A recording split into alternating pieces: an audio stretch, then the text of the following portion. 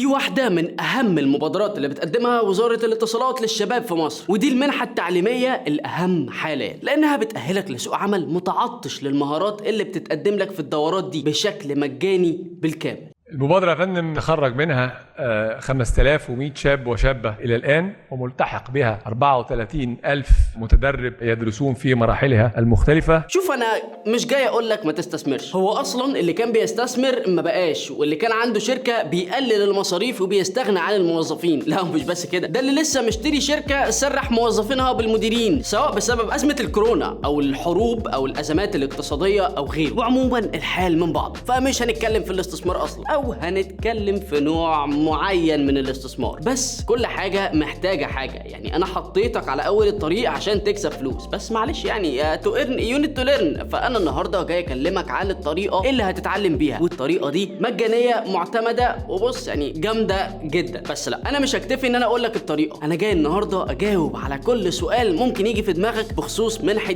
Egypt Future Work is Digital أو GFWD أو زي ما كانت معروفة Egypt Forward، سواء أسئلة أنت سألتها قبل كده ومش لاقي لها إجابة، أو أسئلة إحنا دورنا وعرفنا إنك يعني لو ما سألتهاش دلوقتي ففي مرحلة معينة أنت هتسألها فيها. طب إيه الموضوع؟ ببساطة في مبادرة حاليا في مصر عاملاها الحكومة بالشراكة مع منصة الأونلاين ليرنينج أو التعلم عن طريق الإنترنت يوداسيتي، وخليني أقول لك إن دي واحدة من أكبر منصات التعلم أونلاين على مستوى العالم. المهم المبادرة دي بتقدم مسارات وكورسات كتير في أكتر من مجال، والفكرة إنك في الآخر بتاخد علم، ومش علم أكاديمي، ده براكتيكال سكيلز أكتر، لأنك بتتدرب وتطبق بإيدك، والمنتور بيشوف نقط القوة والضعف عندك عشان تحسنها أو تعليها على الترتيب، وده الأهم بالنسبة لي يعني. وبتاخد شهادة معتمدة من يوداسيتي ووزارة الاتصالات، يعني تحطهم في عين أي HR وأنت مش خايف. وهنا في المنحة دي بتاخد أهم الكورسات اللي بتجهزك لسوق العمل وببلاش. بس الفكرة مش في إنها ببلاش، ما أنا ممكن أقول لك إن هوصف لك طريق تقعد تجري فيه وتتعلم الجري، بعد ما تخلص ويتقطع نفسك تقول لي تمام يا معلم أعمل إيه باللي اتعلمته؟ أقول لك اجري ورا حلمك وإنه يخ وبتاع. مفيش، لا الوضع هنا مختلف، لأن كل كورس أو تراك هتتعلمه من التراكات اللي موجودة في المنحة أنت ضامن 50,000 جنيه شهريا متوسط مرتبات مهندسين الأنظمة المدمجة أو الإمبيدد سيستم، وده كورس موجود على EGFWD. 19,000 جنيه شهريا متوسط مرتبات موظفين الديجيتال ماركتنج في الشهر، وبرضه ده موجود على EGFWD. 20,000 جنيه شهريا متوسط مرتبات اليو اكس ديزاينرز اللي هم بيصمموا تجربة المستخدم اللي انت فيها دلوقتي وانت بتشوفني. 22,000 جنيه شهريا متوسط مرتبات مهندسين الماشين ليرنينج في مصر. 19,000 جنيه شهريا مرتب الفول ستاك ديفلوبر والفرونت اند ديفلوبر. لا كلام بفلوس، خلي بالك. الفكرة ان المنحة بتقدم برامج تخصصية تتعلمها من الصفر، يعني مش عايزة خبرة، مش عايزة نوليدج الا في تراكات معينة او في مراحل معينة على حسب المستوى اللي انت هتقدم عليه، او تراكات لحاجة عندك اصلا عايز تطورها، ده لو انت اوريدي في مجال، وده كله ببلاش. وهتاخد في النهاية حاجة اسمها النانو ديجري، وعشان ابسطها لك كده فالنانو ديجري دي حاجة زي البكالوريوس والليسانس، بس دول بتاخدهم من الكلية وبتدفع 300 جنيه مصاريف، لكن النانو ديجري بتاخدها اونلاين، وعشان تاخدها انت بتحتاج تدفع كام ألف دولار في اي تراك عشان بس تاخد ما يعرف بالنانو ديجري، ودي تاخدها يا معلم وتبدا حياتك المهنيه بعد التخرج منها. والجميل في الموضوع كله ان مفيش شروط معينه للمتقدمين للدورات دي، يعني هو حرفيا اي حد، بمعنى اي حد يقدر يشترك فيها. مفيش شروط انك تكون خريج كليه معينه او مجال دراستك حاجه معينه او معاك ايه او شغال فين، ايا كان انت مين وبتعمل ايه، ادخل حدد المستوى اللي يناسبك سواء الفاونديشنال او الاساسيات لو انت ابيض تماما في المجال ده، ومرورا بالبروفيشنال والاكسبرت ليفل ولغايه الادفانسد، وانت اللي بتحدد ده سواء بناء على رغبتك او خبرتك في المجال اللي هتقدم فيه. وهتلاقي محتوى تعليمي مناسب لاي حد وايا كانت اهتماماتك، يعني ممكن تدخل في كورس الديجيتال ماركتنج على سبيل المثال عشان تفهم اساليب التسويق على الانترنت واليه عمل محركات البحث، سواء عشان تشتغل في المجال ده او عشان تعمل لنفسك موقع مثلا تبيع من عليه منتجات وتظهر في جوجل او فيسبوك، وتعرف تعمل اعلانات وتستهدف الجمهور الصح. وممكن تتعلم الويب ديفلوبمنت وتعرف ازاي تقدر تبني موقع من اللا شيء وتخليه يشتغل بشكل سلس سواء على الموبايل او الكمبيوتر، وتقدم بيه تجربه استخدام ممتازه للمستخدمين، وده برضه سواء عايز تعمل بيزنس لنفسك او عايز تشتغل في المجال ده. ممكن تدخل في هندسه الامبيدد سيستمز وتتعلم ازاي تبرمج المايكرو كنترولرز عشان تخليها تأدي وظائف معينه، ممكن مع الوقت تتطور وتعرف تعمل روبوتات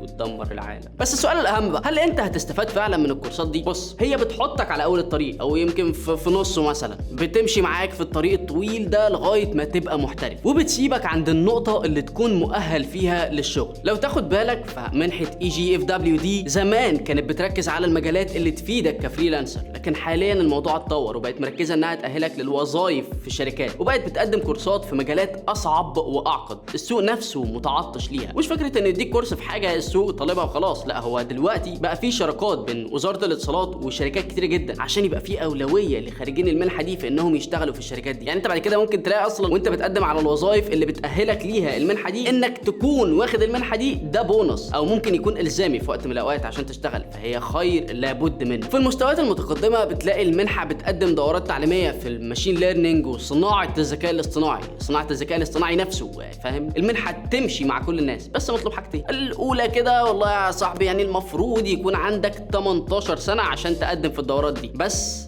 انت ممكن تقدم ببطاقه اي حد حتى علشان تتعلم لو مش عايز الشهاده، لان التعليم نفسه اهم من الشهاده. والحاجه الثانيه ودي مهمه قوي انك تكون مصري، اهم حاجه تكون مصري. ولو انت عندك الحاجتين دول انت مؤهل للتقديم في المنحه، ولو عندك بقى كلمتين انجليزي تعرفهم يبقى زي الفل وانت كده جاهز للكورس يا معلم. بس خلينا نتفق من البدايه على حاجه، ان يكون عندك العزيمه والاصرار على انك تتعلم. فانت محتاج تحط هدفك وتعرف انت بتعمل كده ليه وعشان مين وايه اللي نفسك توصل ليه بعد شويه. بالمناسبه المنحه كورساتها كلها بتلعب في كام اسبوع، انت مش هتضيع عمرك كله قدام الجهاز بتعلم، انت كام اسبوع بتعرفهم من على الموقع وانت بتسجل. ده غير ان في كورسات خصوصا اللي معموله للبيجنرز او المبتدئين دي ممكن تخلصها في اسبوع او 2 بالكتير، وبارك الله في المرزق. بس الاول حدد انت عايز ايه، ولما توصل لتحديد هدفك قدم في المنحه وابدا على طول، ما تستناش، ممكن تبدا دلوقتي. انت اصلا تقدر تبداها في اي وقت واي مكان، تقدر تفضي نفسك شويه في اليوم عشان تسمع دروسك في الكورس اللي بتختاره وتبدا تتعلم مهارات هتفيدك بجد جنب شغلك او مع دراستك. منحه اذا اهتميت بيها